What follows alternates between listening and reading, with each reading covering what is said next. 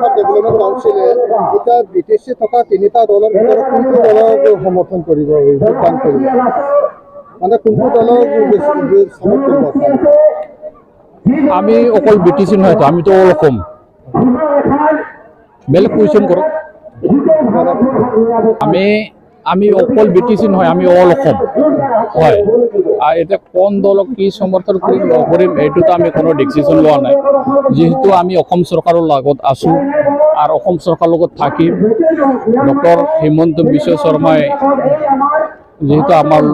খুব ভাল পায় বা কাউন্সিলটো গঠন কৰি দিছে আৰ তেখেতৰ আশীৰ্বাদ হিসাবত আছো আৰ বহুদিন এই চুক্তিখিনি বহুত তেজৰ বিনিময়ত আমি পাইছো আপোনালোকে জানে অসমৰ আদিবাসীসকল আটাইতকৈ গৰীব আৰু দুখীয়া ভাৰত চৰকাৰ আৰু অসম চৰকাৰ এইটো বিবেচনা কৰিছে তেখেতসকলে বহুত ভাবি আৰু চিন্তি এই কাউন্সিলটো গঠন কৰি দিছে এই কাউন্সিল গঠন কৰাৰ উদ্দেশ্যটো হ'ল আদিবাসীসকলৰ শিক্ষা স্বাস্থ্য আৰু আৰ্থিক ফালৰ পৰা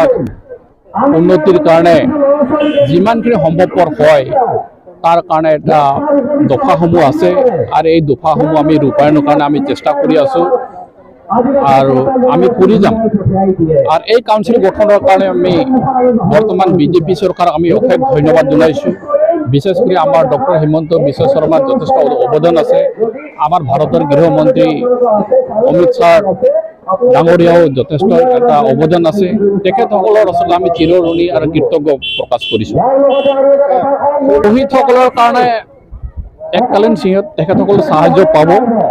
কিন্তু কিমান ইমান হ'ব এইটো বৰ্তমান আমি ক'ব নোৱাৰিছো তেখেতসকলৰ সাহায্যটো পাই যাব তাৰ ইয়াৰ উপৰিও আমাৰ যিখিনি হেৰিবিলাক আছে আমাৰ এক্স কেডাৰসকলে প্ৰত্যেক কেডাৰসকলে চুক্তি অনুযায়ী সংস্থাপনটো পাই যাব আদিবাসী ৱেলফেয়াৰ ডেভেলপমেণ্ট কাউন্সিলে আপোনালোকৰ এতিয়া যিহেতু বিটিচিৰ তিনিটা ৰাজনৈতিক দল আছে তিনিটা ৰাজনৈতিক দলৰ ভিতৰত কোনটো দলৰ লগত আপোনালোকে সমৰ্থন কৰিব মই এটুই ক'ব বিচাৰিছো যে আমাৰ যেহেতু ৭৫ বছৰৰ পিছত আজি বিজেপি আমাৰ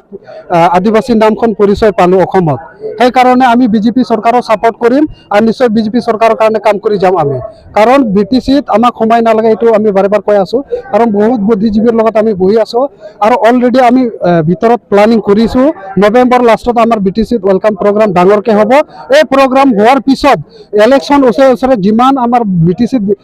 বেলেগ দলত যিখিনি আমাৰ আদিবাসীবিলাক কাম কৰি আছে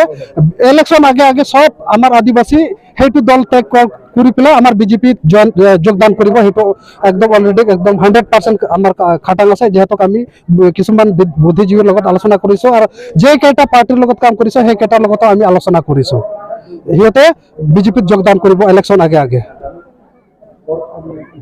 এইটোৱে ক'ব বিচাৰিছো যেহেতু এই ফুলবাৰী গাঁৱত বিশ্বনাথ ডিষ্ট্ৰিক্ট ফুলবাৰী গাঁৱত যেহেতু আমাৰ ইয়াত যে কেইটা আমাৰ ফুলবাৰী গাঁৱত শ্বহীদ হৈছে সেইকেইটা আমাৰ যেহেতু সিহঁতৰ শ্বহীদৰ কাৰণে আজি আমি এই কাউন্সিলখন চুক্তিখন সক্ষম হৈছে সেইকাৰণে মই AWDC আৰু অসম চৰকাৰক বাৰে বাৰে মই আহ্বান জনাইছো যাতে এই শ্বহীদ যিখিনি শ্বহীদ হৈছে শ্বহীদ বিধি যোনখিনিত আছে সেইখিনিত যাতে ফুলবাৰী গাঁৱত এই আমাৰ যেকেইটা শ্বহীদ হৈছে সেইকেইটাৰ নামত যাতে ডাঙৰ এটা শ্বহীদ ভৱন যাতে চৰকাৰে প্ৰদান কৰে সেইটো চৰকাৰৰ তত মই আহ্বান জনাইছো আৰু দাবী জনাইছো এতিয়া শ্বহীদসকলৰ কাৰণে শ্বহীদ হোৱা ভয়ৰ বিষয়ে কিবা একালীন সাহায্য আগবঢ়াইছে নেকি চৰকাৰে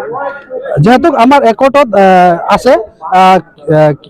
এইটো ইমান মানে একটত মই কিমান বা আছে তথাপি আগবঢ়াইছে কাৰণ যেকেইটা শ্বহীদ পৰিয়াল সেইকেইটা চৰকাৰে কিবা এটা মানে প্ৰদান কৰিব সেইটো আমাৰ আশা আছে যেহেতু চৰকাৰে নিজেও কৈছে কোনো হিচাপে চুক্তি আছে নেকি শ্বহীদ পৰিয়ালবিলাকৰ আমাৰ চুক্তি আছে যে পুনৰ সংস্থাপন দিব বুলি মোৰ